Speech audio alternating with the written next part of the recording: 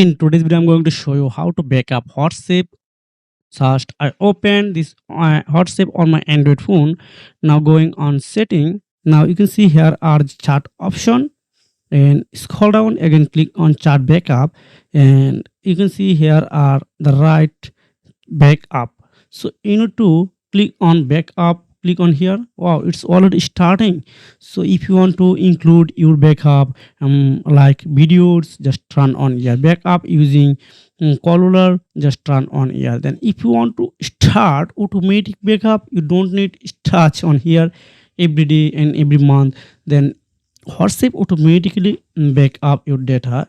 So first click on the backup, automatic backup. So if you want to set weekly, monthly, daily, if you want. So if I click on weekly, then this WhatsApp automatically back up my data every week and every week. So now if I click on again here, then again start backup. So it's bit easy. I hope you are doing this work really well.